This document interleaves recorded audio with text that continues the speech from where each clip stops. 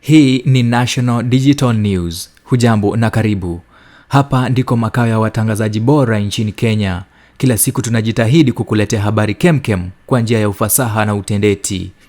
Hali ya sintofahamu ilishuhudiwa katika ikulu ya Kenya hii leo baada ya sherehe ya kuzaliwa kwa mtoto wa Charlene Ryan Brinks Samoei kutibuliwa.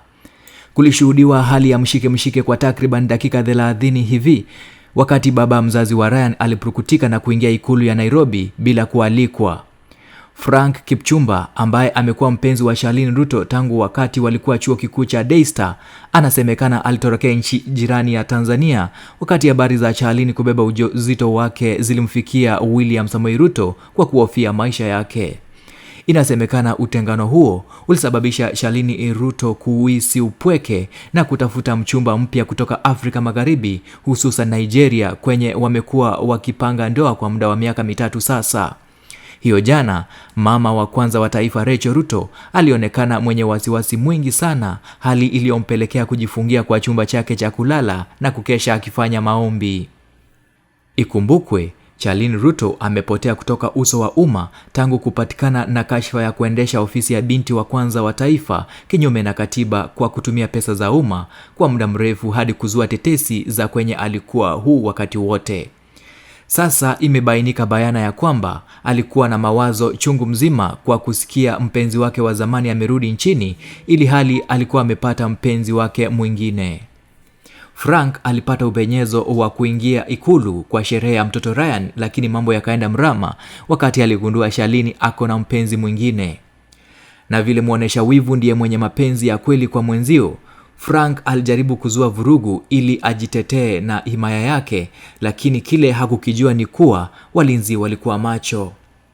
Mdaku wa makala haya aliniarifu kwamba Frank alitimbwa makonde na mateke kavukavu, na kama sio rafiki yake ambaye jina lake limebanwa alichukua sehemu ya pigo, sasa hivi Frank angekuwa mwenda zake.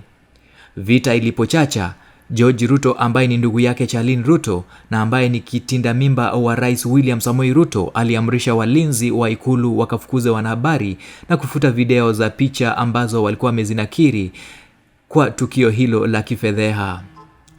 Hii sio mara ya kwanza tukio kama hili kutokea huko kwa ikulu ya Kenya.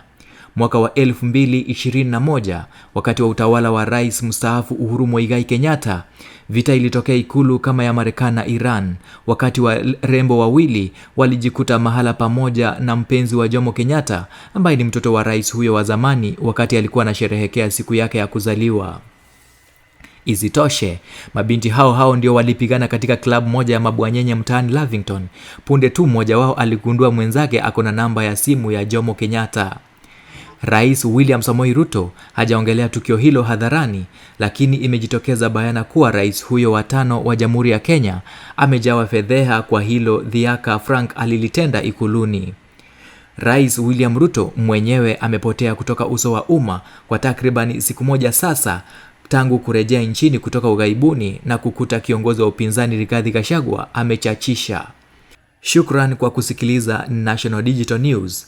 Na kwa taarifa hizi na zinginezo, kumbuka kubonyeza kibonyonyo cha kusubscribe na kufinya alafa ya kengele ili uwe ukijulishwa kila wakati tuko na video mpya.